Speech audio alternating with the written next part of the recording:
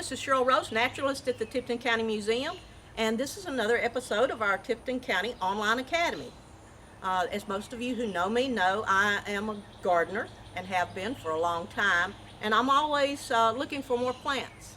And I love to share those plants with my friends and family. So today, I'm going to show you how to make a Forsythe pot. Most of you probably have never heard of it, and I hadn't either until I was browsing some extension websites one day and found out about this. And for those of you who are really serious gardeners or like to collect plants like I do, this is a way to make more plants to give to your friends or for your garden. This is made from probably materials that most of you are going to have around the house, so you can use some of this stuff to recycle. Start out first with just a plastic nursery pot. I have this one right here. I like these, they call them bell pots. They're kind of short and squat because you really don't need anything deep for this. So you start out with this, and of course it has drainage holes. Well, you want to cover those drainage holes. So you just take a coffee filter and you put that down in there to cover those drainage holes, and see, now the holes are covered.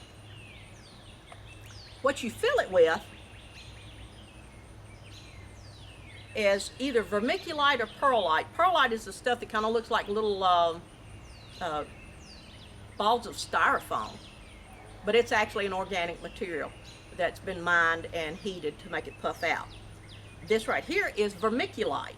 Vermiculite is also another material that you see it a lot in potting mixes. It's just kind of flakes. It holds moisture very, very well, which is why it's great to use in this Forsythe pot. So anyway, you're just going to take and put that in your pot.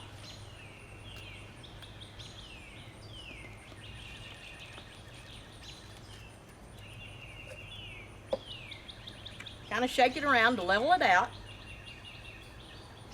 Make sure before you put this in your pot that it's good and moist. So you might want to put some water over it and let it sit for a little while. You don't want it dripping. You just want it nice and damp. It's nice and moist. Now, the next thing you're going to do is you want to find a small terracotta pot. This one is about a 3-inch one, and it has no hole in the bottom. They're kind of hard to find. You might have to get one with a hole in the bottom and then just plug that up with a cork or something like that. But what you're going to do is you're going to take this pot and center it in your bell pot with the vermiculite and just kind of twist it.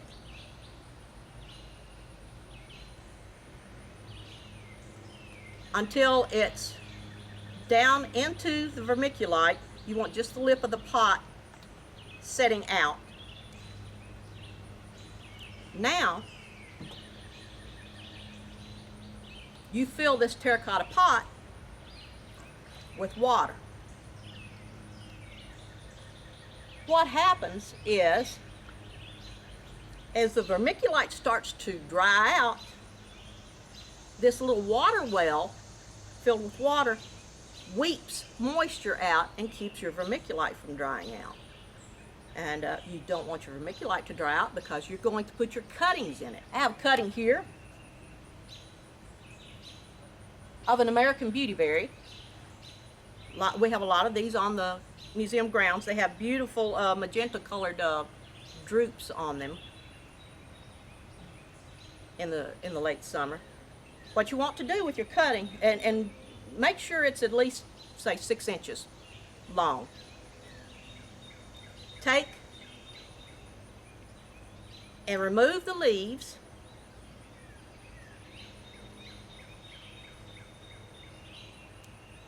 from most of it. You want to leave at least one set of leaves. And this has blossoms on it, so I'm going to cut those off too. You don't want to leave the blossoms on there because the blossoms end up turning into the drupes, and you want this cutting to put all its energy into making roots. So anyway, you take your cutting, and if you like to use rooting hormone, you can dip it in rooting hormone. Some people do, some people don't. You take your cutting, and you can take a pencil or your finger, and you just want to make a little hole about halfway between the rim of the pot, your terracotta pot, and your plastic pot. Take your cutting and put it down in there all the way to the bottom leaf, and then take your finger and just push that vermiculite around it. Make sure that it's making contact with your cutting. Keep your little water reservoir filled. Put it in the shade. You don't want to put it in the sun because it's stressed already because it doesn't have roots yet. So put it in the shade and give it about 3 to 5 days, and you come by every so often and give it a little tug. When you start feeling resistance, you know you have roots growing. So give it another, I'd say 5 to 7 days. Then you can slowly pull it out and check and make sure that you've got a good root system growing. And if you do, then you can go ahead and pot it up into a bigger pot. And then you just keep doing that until it's large enough to put in your yard. Now, you can do this with most any plants. Now some of the plants that you might want to propagate may be patented. A lot of roses are patented. A lot of your newer cultivars of coneflowers and various other plants like that are patented. So you want to make sure on your plant tag it should say that it's patented or copyrighted or whatever, and so just check that, because you don't want to be breaking any laws. So be sure and check that, and if you don't see it on your plant tag, go to the whatever nursery or company that it came from and check. Anyway, this is a great way. I have propagated rosemaries, lavender. A lot of the herbs are really easy to root. Hydrangeas, just about anything. But when you take that cutting, you want to make sure that hasn't gotten woody. If it's gotten woody, it's not going to want to root. You want a cutting that's not totally green, but not totally woody. It should bend, but not snap. A woody plant has already, the stem has gotten hard and brown. And if it's a totally green one, it's going to be very, very flexible. You just gotta have something kind of in between. Now, for those of you who are interested in researching this more, I actually found this information on an extension website. And at the end of this video, we're going to have the information so that you can go to that website and print out the directions to do this.